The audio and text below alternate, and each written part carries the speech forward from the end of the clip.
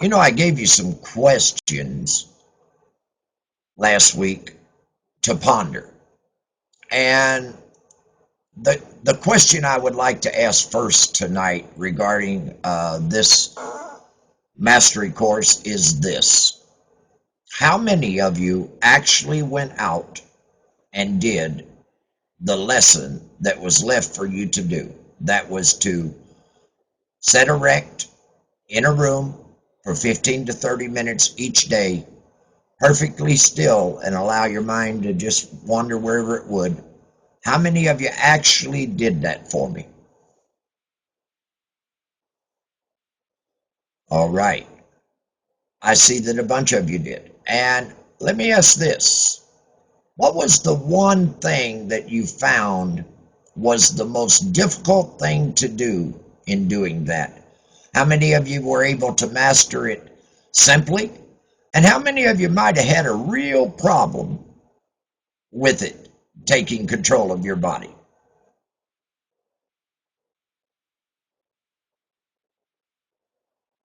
Sandra, I hope that we're going to correct that for you tonight.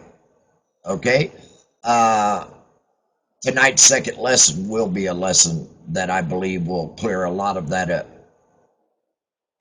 You must find a place with silence so that you can absolutely. Artemis, you missed it. There is a recording of it at SFI Trainers that you can go through it, and you will still be able to catch up. Mike, my mind slips at times too, Mike, and sometimes I have to run out and find it to see where it went. But all in all, I hope tonight will be something of a blessing to each of you as I bring this forth to you. So I'm going to turn on my video now. Ladies and gentlemen, it is my great privilege and honor to present to you tonight Lesson 2 in the Winner Inside, Releasing the Invincible You Mastery course. As we go forward through this course, folks, I will always try for a moment to come back to what the questions were I left you with the week before.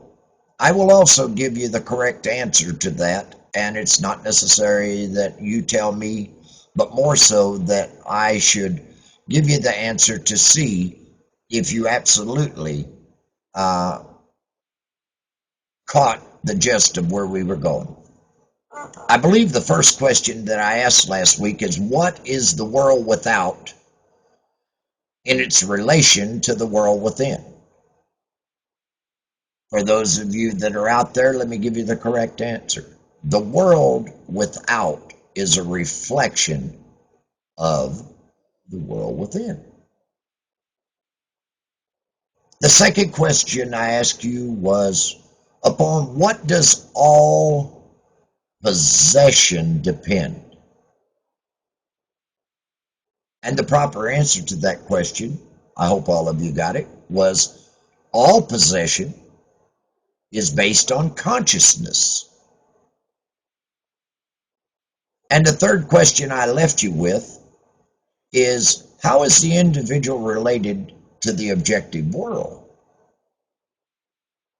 And the correct answer to that is, the individual is related to the objective world by the objective mind. And the brain is the organ of this mind. So that's how you're related to the objective world. Now, there were some others that I could have given you, and I'll kind of brief them real quick for you.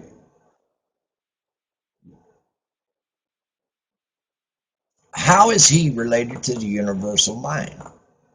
Well, you're related to the universal mind by the subconscious mind. And the solar plexus is that organ of that mind, remember, as I said? And what is the universal mind? The universal mind is the life principle of every atom which is in existence. And how can you act upon that? Well, the ability of each individual to think is his ability to act upon that consciousness and that universal mind and bring it about to become a reality and bring it into manifestation. And the result and action and interaction of that is the result of that.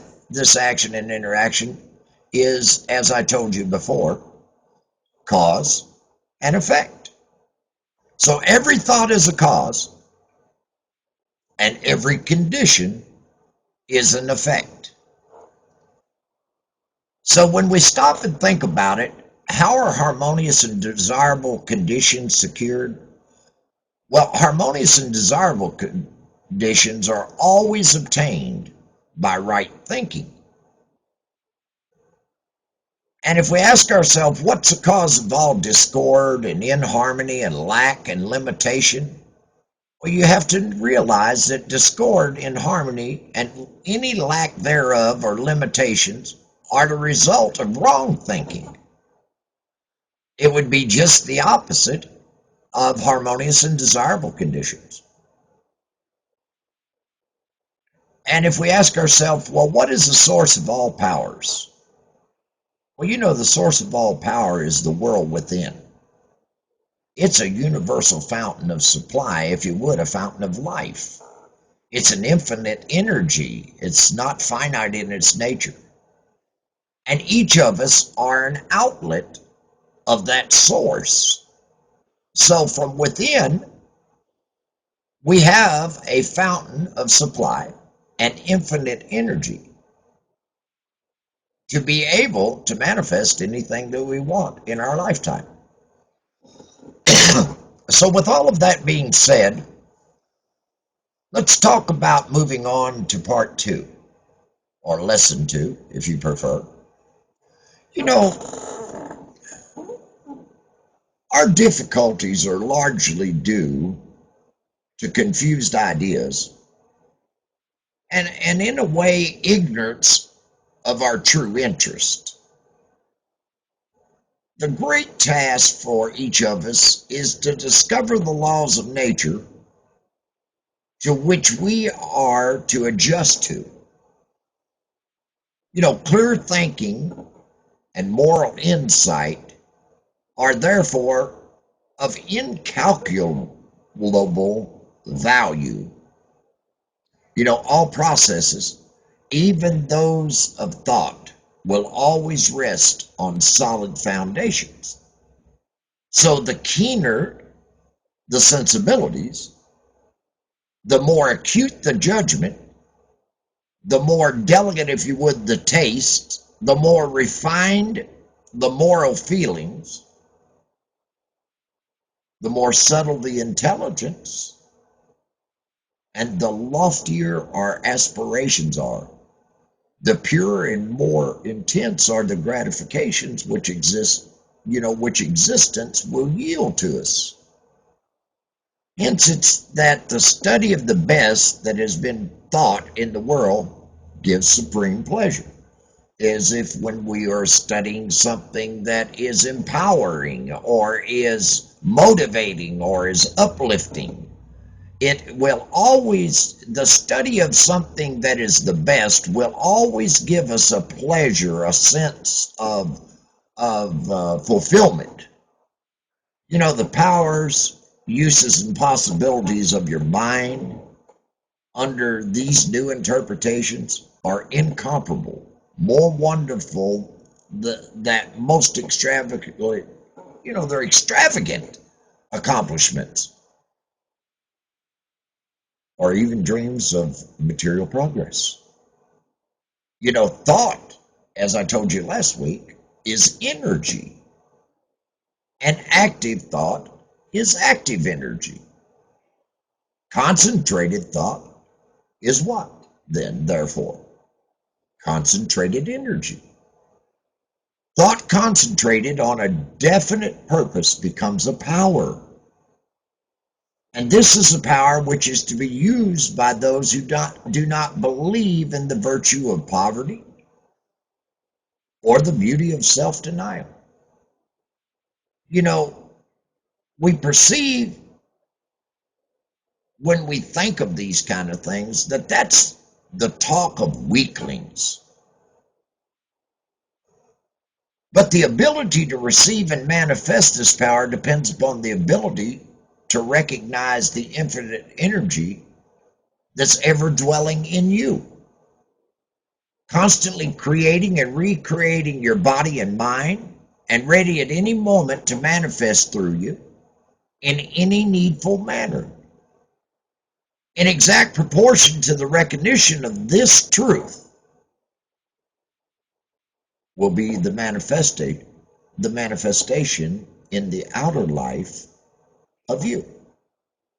Now let me kind of go back over that for a minute. Your ability to receive and manifest this power depends upon your ability to recognize that infinite energy that dwells inside of you. So constantly creating and recreating your body and mind, and ready at any moment to seize the moment to manifest through yourself in any of your needs. And that manifestation is in direct proportion to your recognition of that truth that I just gave you. And it will show as a manifestation in your outer life. So what I hope to accomplish tonight with part 2 is to show you the method by which that's accomplished. You know, the operations of the mind are produced by 2 parallel modes of activity. The one is conscious and the other is subconscious. And I remember a Professor Davidson once said something like, "He who thinks to illuminate the whole range of mental action by the light of his own consciousness is not unlike the one who should go about to illuminate the universe with a light." I thought about that for a long time. You know, the subconscious's local processes are carried on with certainty and regularity, which would be impossible if there existed the possibility of error. Our mind is so designed that it prepares for us the most important foundations of cognition or cognitive action. While we have not the slightest we don't have that understanding, not even the slightest apprehension of it, if you would, to quote some of our famous police shows, modus operandi. Very powerful word. The way things operate, the model of operation. You know, the subconscious soul, like a benevolent stranger, works and makes provisions for our benefit. And it's only going to pour mature fruit, if you would, into our lap. So the ultimate analysis of thought processes shows that the subconscious is, if you would, the theater of the most important mental processes and phenomena that we have. You know, it's through the subconscious that people like, oh gosh, Shakespeare maybe must have perceived without effort great truth which were hidden from the conscious mind of people, that even people such as Phidias fashioned marble and bronze, and Raphael painted Madonnas, and Beethoven composed symphonies. You see, ease and perfection depend entirely upon the degree in which we cease to depend upon the consciousness, such as like playing a piano. Once you've learned to play a piano, you instinctively play, or skating, or typing, if you took typing classes in school. The skilled trades, you know, like people that go out and do skilled trades, it becomes second nature to them how things must be done. And you learn to depend on a perfect execution on the processes that are provided by the subconscious mind. Now, you know, the marvel of playing a brilliant piece on a piano, while at the same time you may be singing or conducting a conversation, that is probably the simplest way I could explain the greatness of our subconscious powers. That we can separate one section of the body in such a way as to be performing while we are literally in the conscious state doing something else. We should all be aware how dependent we are upon the subconscious. And the greater and the nobler, the more brilliant our thoughts are, then the more it has to be obvious to ourselves that the origin of those thoughts lies beyond ourselves.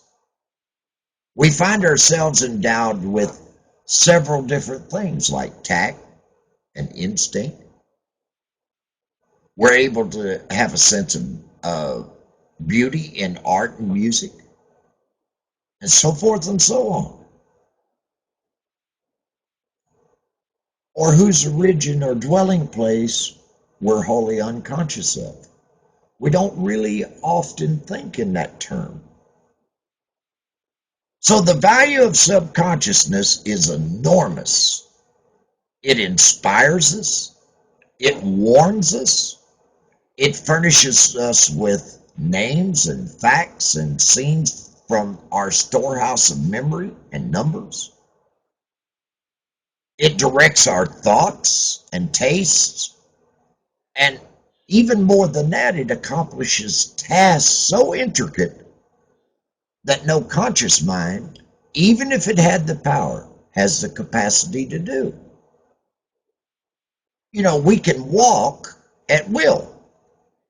We can raise our arm whenever we choose to do so.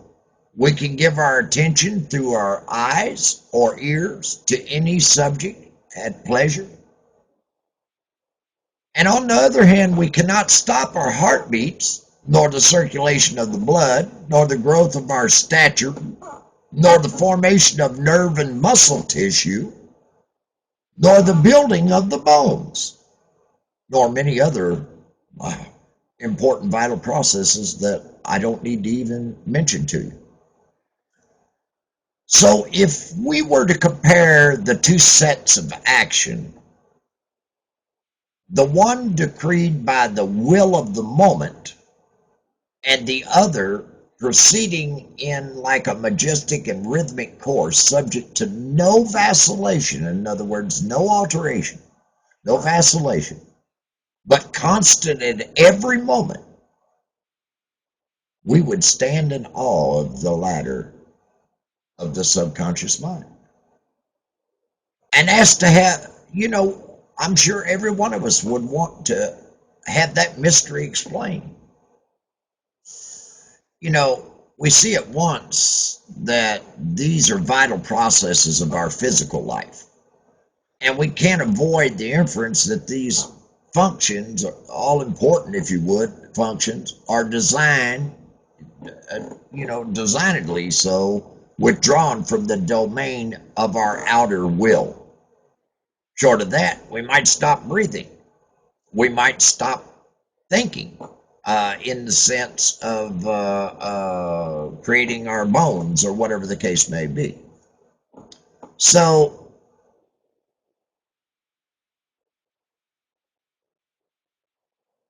if we were withdrawn from the domain of our outer will, what would happen to us? Well, we would never have enough time in a day to do anything. We would be too busy doing everything else. So with the domain of our outer will, its variations and transitions, it's placed under the direction of a permanent and dependable power within us, and that has to be the subconscious mind. Now, of the two powers, the outward and changeable has been termed the conscious mind, or the objective mind, if you would, dealing with outward objects. Now, the interior power is called the subconscious mind or the subjective mind. And besides its work on the mental plane, it controls all of the regular functions which make physical life possible. So it's necessary to have a clear understanding of the respective functions on the mental plane as well as of certain other basic principles. Perceiving and operating through the five physical senses: touch, smell, sight, the different five senses. The conscious mind deals with the impressions and objects of the outer life, such as we see a beautiful flower. Our outer mind, or conscious mind, cognitively says that's a beautiful flower.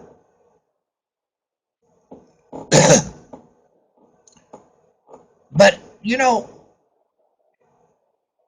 it has the faculty of discrimination, carrying with it what?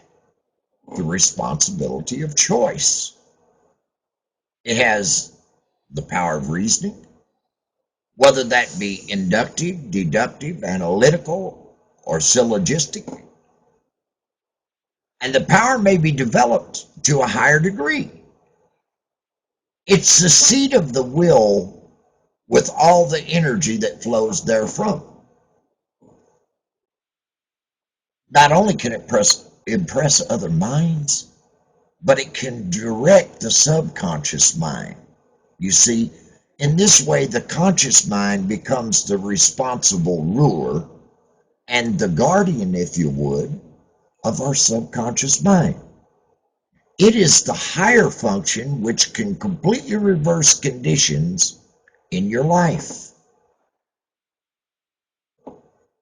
It's often true that conditions of fear and worry and poverty and disease, discord, inharmony, and the evils of all kinds dominate us by reason of false suggestions accepted by the unguarded subconscious mind. So all this, the trained conscious mind can entirely prevent by a vigilant protective action. If you would, it can properly be called the watchman at the gate of our great subconscious domain. I remember reading that a writer had expressed the difference, the chief distinction between the two phases of our mind when I was in school. And it said something to the effect of the conscious mind is reasoning will, and the subconscious mind is instinctive desire, and the result of past reasoning will. You see, the subconscious mind draws just and accurate inferences from premises furnished from outside sources. So were the premises true, the subconscious mind will always reach a faultless conclusion. But where the premise or suggestion is an error, the whole structure fails and falls. You see, the subconscious mind does not engage in the process of proving anything. It relies upon the watchman at the gate, or the conscious mind, to guard it from mistaken impressions. So receiving any suggestions as true, then the subconscious mind at once proceeds to act on it in the whole domain of its tremendous field of work. The conscious mind can set suggest either truth or error. If it suggests error, it's at the cost of wide-reaching peril to the whole being, to your whole being. The conscious mind, your conscious mind, I guess is how I would want to say this, ought to be on duty during every waking moment. When the watchman is off guard, that's when the thief comes.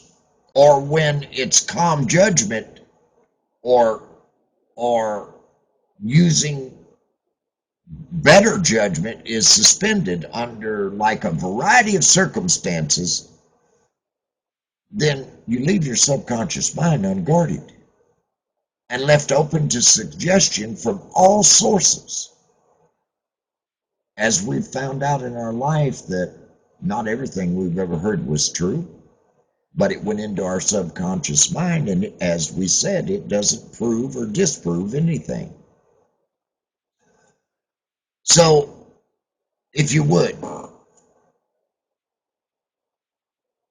say during the wild excitement of panic, or during the time that you're at the height of anger, or the impulses that are generated, if you would, and this is kind of a broad spectrum, by a mob mentality, an irresponsible type mob, or even at any other time of unrestrained passion. Those are the conditions that are the most dangerous. You see, because then the subconscious mind is open to the suggestion of fear and hatred, selfishness, greed, self-depreciation, lack of self-confidence, if you would, and all of the other negative forces derived from surrounding people and circumstances around you. Therefore, the result is usually unwholesome in the extreme. I don't mean just a little way, it's just not wholesome for you. And it will have effects that may endure and it distress you for a very, very long time. Hence the great importance that I place upon the guarding of this subconscious mind from false impressions. All too long, we've been given false impressions, and they've been indwelled into our subconscious minds because many of us didn't know or weren't taught to think properly. We were given what to think, told what to think by those that were before us. And that was their idea, not the purest of idea, though it may have been wholesome and moral, but it was that individual's idea which hid from you the need to protect your thoughts. The one thing I've always learned is that the subconscious mind perceives by intuition. So if you stop and think about it, intuition is like throwing a punch, but you thought it before you did it. That was you, something in your subconscious mind brought you to a defense. It was intuitive. I must defend, boom. And the punch is already gone before you thought of it. So the subconscious mind perceives by the intuition. Hence, it's always going to be fast. Its processes are rapid. It doesn't wait for our slower methods of conscious reasoning. In fact, the subconscious mind can't employ conscious reasoning. It cannot employ it. Something to always remember. The subconscious mind never sleeps. It never rests any more than does your heart or your blood flow.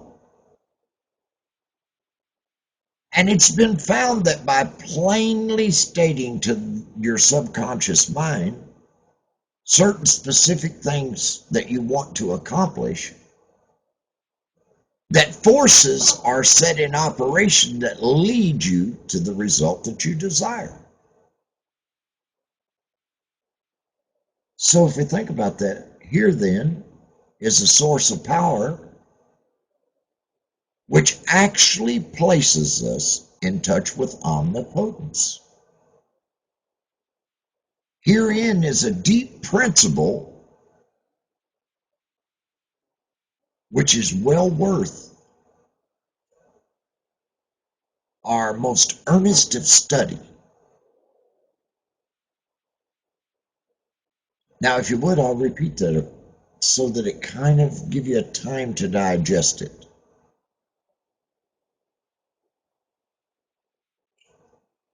The subconscious mind, then, always perceives by intuition.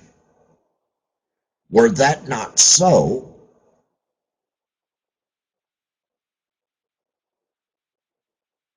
the conscious reasoning would be too slow,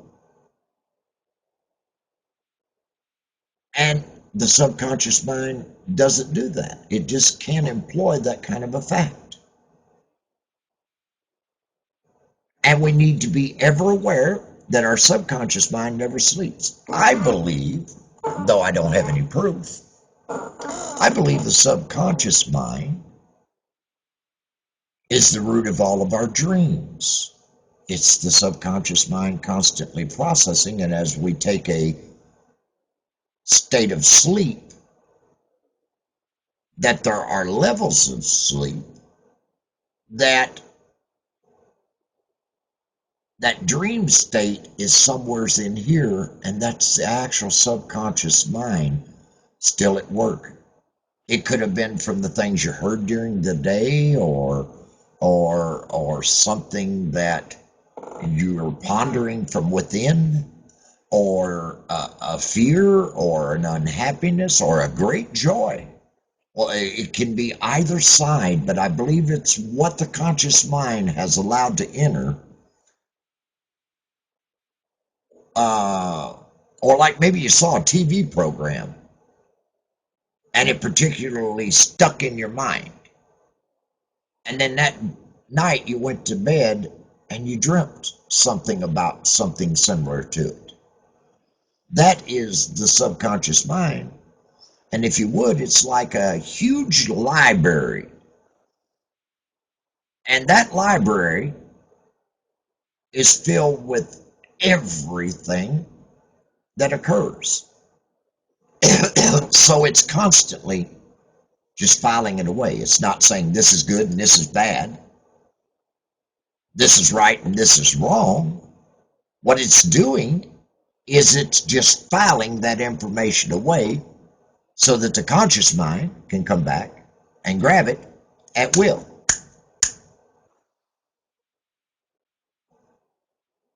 The subconscious mind never sleeps. Remember that. It never rests. No more than your heartbeat stops or your blood keeps, stops flowing when you lay down and go to sleep. And we've found that by plainly stating to our subconscious mind certain things that we really want and desire, if you keep telling your subconscious mind something that you really want and desire to accomplish, then and only then will forces be set into operation that will lead you to the result that's desired. And I know in the past you've heard many people speak of manifestation is nothing more than speaking, the same thing repetitively each day, or envisioning by putting a picture in front of us of a new car or whatever it is we desire, and seeing that every day, planning it, if you would, in the subconscious mind, creates that effect that I'm speaking of.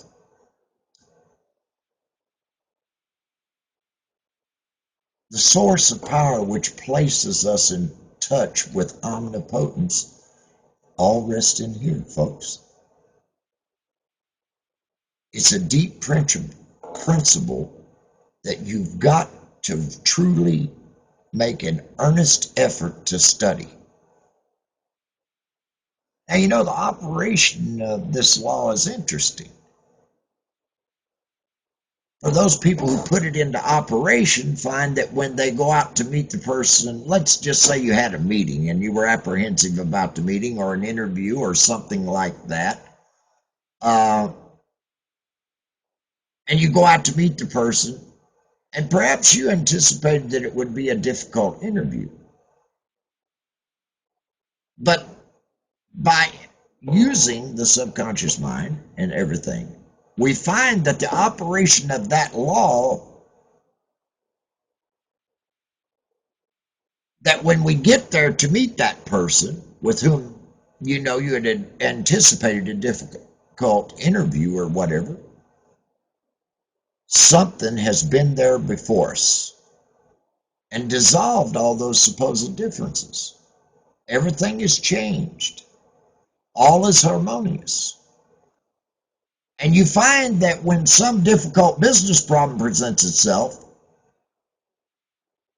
you can afford to make delay and something suggests the proper solution. That's why they say don't jump the gun. Don't be too quick to make a choice or a decision.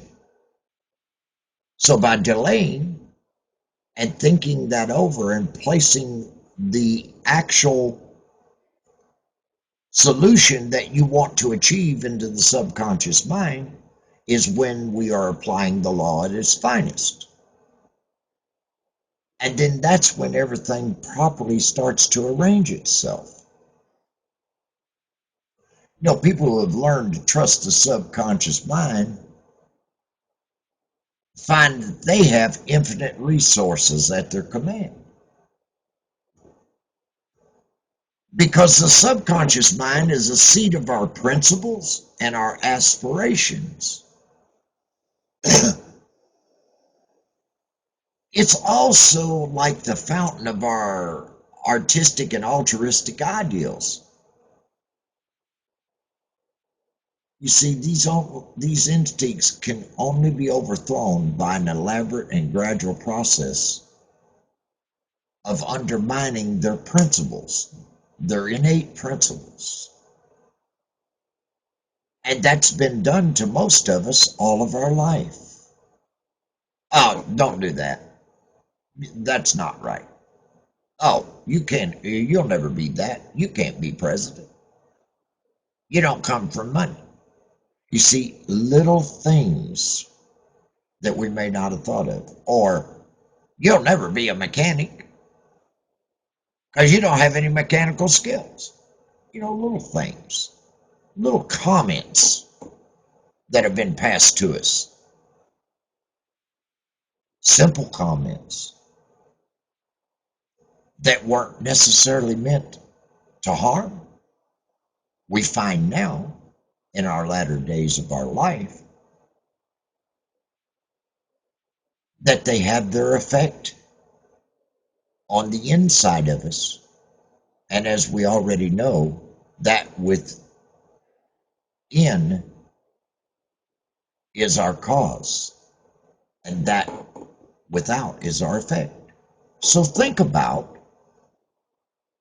some of the causes and effects in your life, and how some of the things that went into your subconscious mind and are there today have held you back from achieving or reaching all of your desired goals.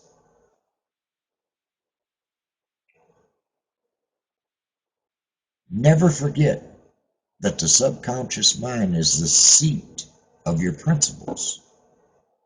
And it holds all of those things that you desire and want the most, your aspirations. It's a fountain of our artistic and altruistic ideals that we hold to be self-evident within us. And those instincts can never be overthrown. Remember that, by an elaborate, unless we allow people to enter those little, if you would, erroneous thoughts that have seeded our lives to put us where we're at. Whether that be, and I'm sure, as you all are here, you're seeking success. And sometimes you're frustrated and you're angry and you're depressed and you lack self-confidence. And you say to yourself, I just can't do this. Well, whether you believe you can or you believe you can't, you're right either way. Because you've told that subconscious mind that's the root of all your power. And it doesn't distinguish between truth and a lie, between right and wrong. It's ingrained in you. You know, the subconscious mind can't argue controversially. So therefore, it has accepted wrong suggestions throughout our life.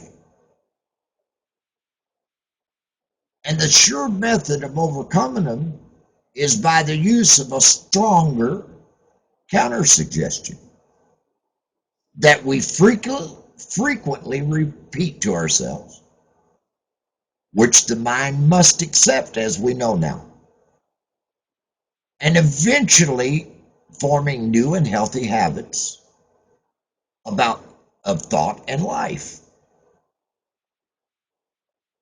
You see, the subconscious mind is the seat of habit. That which we do over and over becomes mechanical. It's no longer an act of judgment, but has worn its deep grooves into the subconscious mind. Now, you know, that can be favorable to us if the habit is wholesome and right. But if that habit's harmful and wrong, the remedy is to be able to recognize, if you would, the omnipotence of the subconscious mind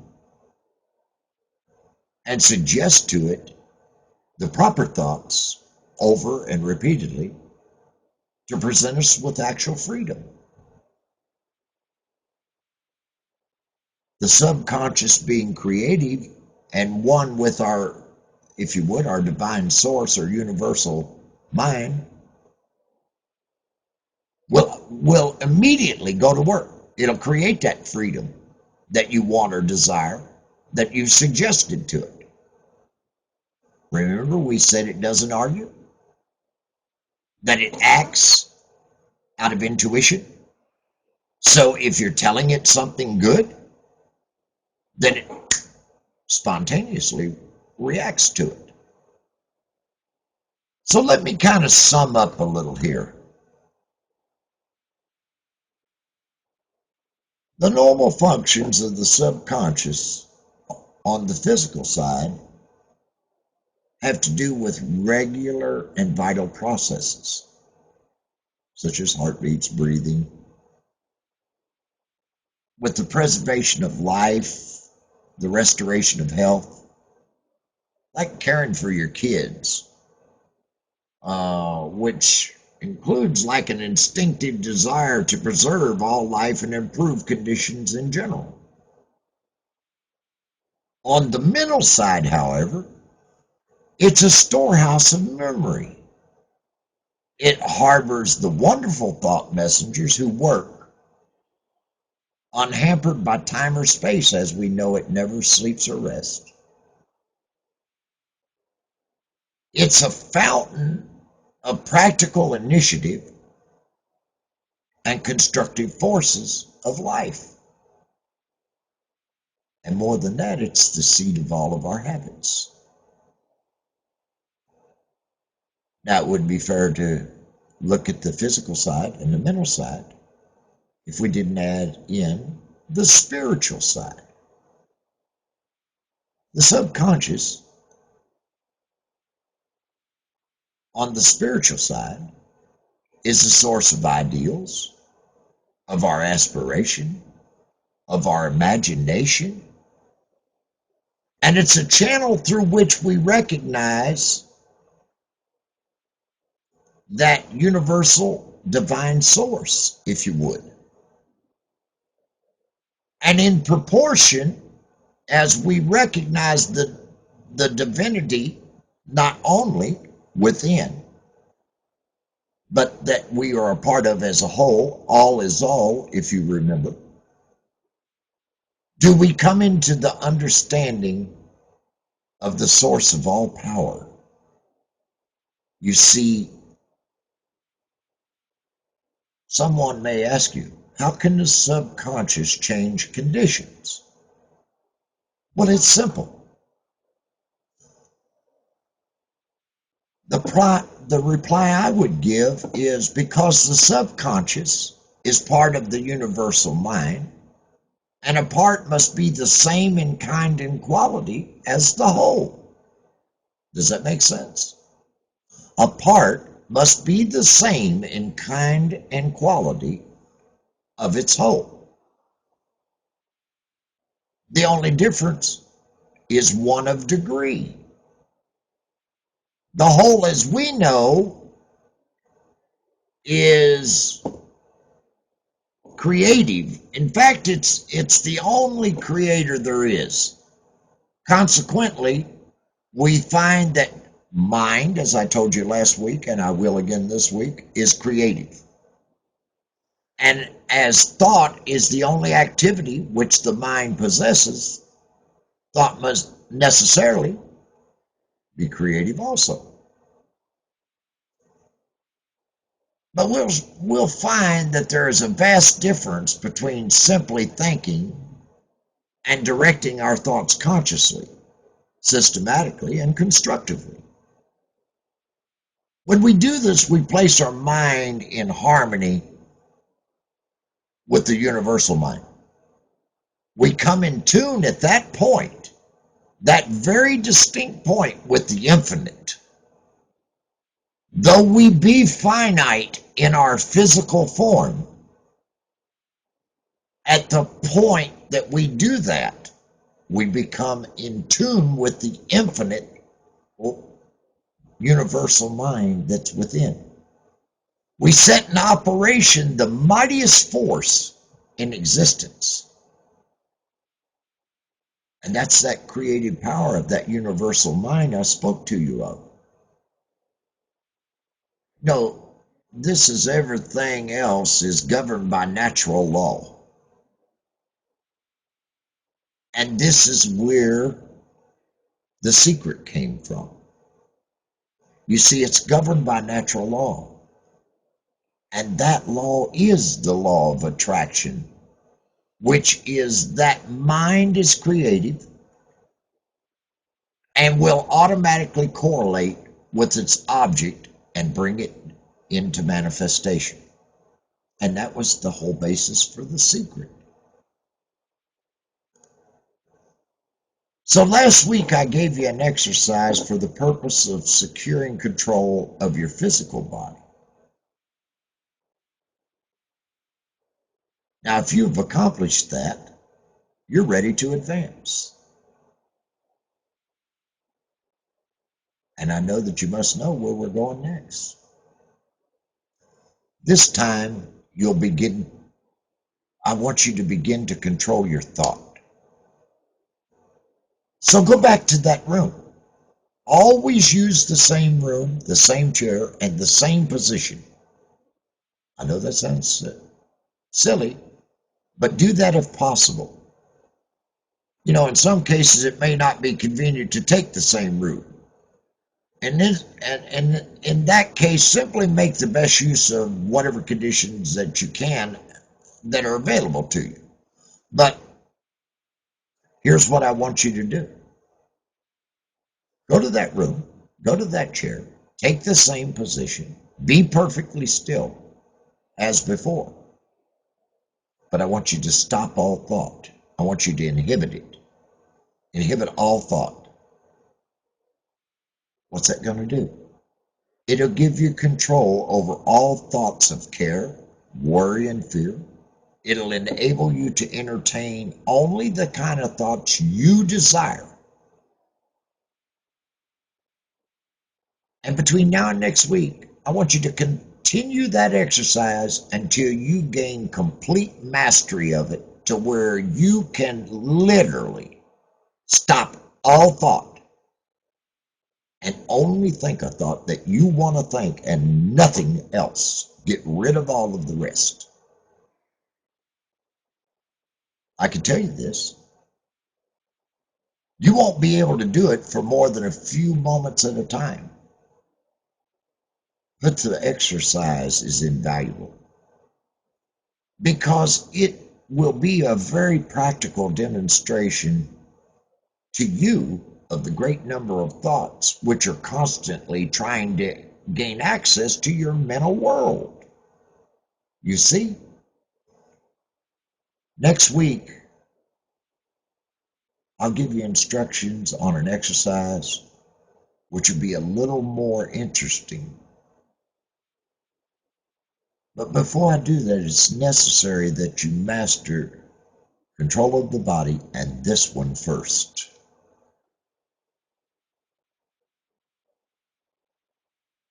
James Allen once said, cause and effect is as absolute and undeviating in the hidden realm of thought as in the world out here of visible and material things. Your mind, if you would, is the master weaver, both of your interior garment of character and your outer garment of circumstance.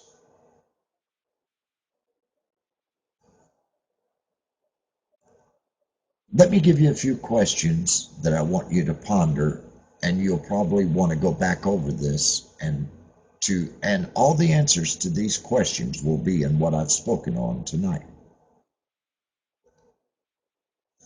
I want you to think about what are the two modes of mental activity. If you're writing this down, I'll pause just for a second. What are the two modes of mental activity?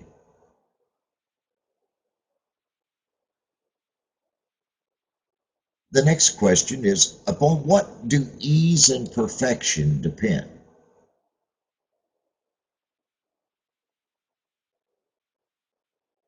One that has to be is, what is the value of the subconscious?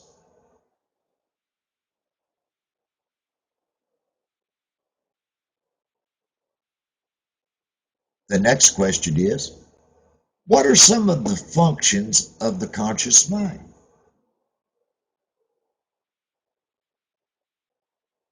I'll repeat that. What are some of the functions of the conscious mind? And the last question I'll leave you with, actually, I think I'll give you two. How is the distinction between the conscious and subconscious been expressed? And what method is necessary in order to impress the subconscious? I'll leave you with those questions tonight. And we've reached the end of lesson 2. I hope that you've been blessed by something I've said. I hope that you're gaining benefit. And as this thing progresses, realize that as I'm teaching this course, the things I may say may be the simplest things, and you'll think, that's stupid, or that's silly. There is a reason for everything I ask you to do. Please do exactly what I ask of you in each lesson, because every lesson that we do has something to do with the lessons coming forward. And once we master each lesson, don't forget them. Continue to practice them as we move forward through the lessons. Keep repeating the lessons to yourself and doing the things that you're learning as we move on through the lessons that we're giving. I'm blessed that you came. I hope you'll bring your friends. I hope you'll bring your teenagers, your children, your aunt, your uncle, your cousins, so that we might enlighten the world, that we may remove the veil of secrecy, that you may gain control of yourself within, so that your world without can be all that you desire and dream. I'm blessed to have you. Thank you for listening to me.